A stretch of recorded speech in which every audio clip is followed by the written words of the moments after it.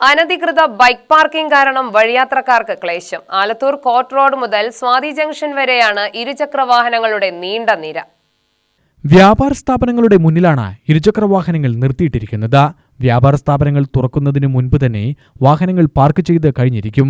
ഇക്കാരണം കൊണ്ട് സ്ഥാപന ഉടമകൾക്ക് ഒന്നും ചെയ്യാൻ കഴിയാത്ത അവസ്ഥയാണ്.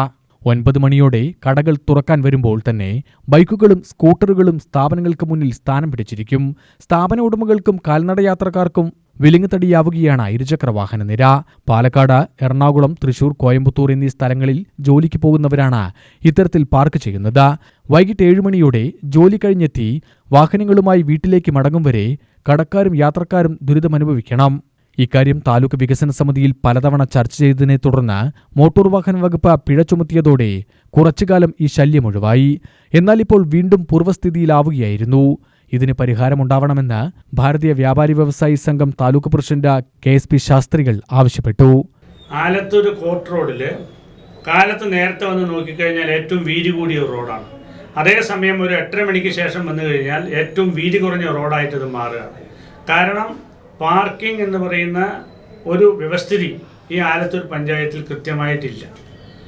ബൈക്കുകളുടെ പാർക്കിംഗ് ഏകദേശം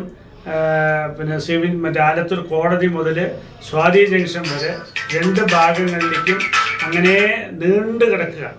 2 സൈഡിൽ നിൽക്കുന്ന സമയത്ത് വണ്ടികൾക്ക് പോകുവാൻ പോലും പറ്റാത്തൊരവസ്ഥ. ഇതുകൂടാതെ ഇത് കാരണം വ്യാപാരികൾക്ക് സാധനങ്ങൾ ഇറക്കാൻ വരുന്ന വാഹനങ്ങൾ പോലും രാത്രിക്ക് വരാൻ പറയേണ്ട അവസ്ഥയിലേക്ക് എത്തി നിൽക്കുകയാണ്. ഇതിന് ശാശ്വത പരിഹാരം ഉണ്ടാവണമെന്നുള്ള നിലയ്ക്ക് പഞ്ചായത്തും വ്യാപാരികളും പോലീസിൻ്റെയും അതുപോലെ നമ്മളുടെ ഗതാഗത വകുപ്പിൻ്റെയും ഉദ്യോഗസ്ഥന്മാർ ഇരുന്ന് ചില തീരുമാനങ്ങൾ എടുത്തുവെങ്കിലും ആ തീരുമാനങ്ങൾ ഇന്ന് വരെ നടപ്പിലാക്കിയിട്ടില്ല. ഇത് കൂടാതെ ഈ നടക്കുവാൻ വേണ്ടി ജനങ്ങൾക്ക് വെച്ചിരിക്കുന്ന ആ പാതയുണ്ടല്ലോ, അതായത് നമ്മളുടെ സൈഡിലിട്ടിരിക്കുന്ന പ്ലാറ്റ്ഫോം, ഈ പ്ലാറ്റ്ഫോമിൽ കൂടി നടന്നാൽ ആൾക്കാർ വീഴും. ആ തരത്തിലാണ് അതിനെ കറക്റ്റ് അല്ലാത്തൊരു ലെവലിലാണ് പതിച്ചിരിക്കുന്നത്.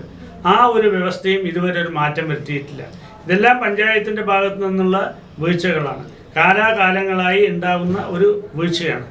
ഇത് കൂടാതെ ഓട്ടോറിക്ഷ സ്റ്റാൻഡുകൾ അവർക്ക് നിർത്തുവാനുള്ള സൗകര്യമില്ല. ഈ ഓട്ടോറിക്ഷ ഒന്ന് നീങ്ങിക്കഴിഞ്ഞാൽ അവിടെ ആരെങ്കിലും ഒരു മോട്ടോർ സൈക്കിൾ കൊണ്ട് നിർത്തിക്കഴിഞ്ഞാൽ ആ ഓട്ടോറിക്ഷയ്ക്ക് നിർത്താൻ സ്ഥലമില്ല. അപ്പോൾ ഇങ്ങനെ വളരെ മോശമായ രീതിയിലുള്ള ഒരു ട്രാഫിക് സംവിധാനമാണ് ഇവിടെ നിലനിൽക്കുന്നത്. UTV news, Palakkad.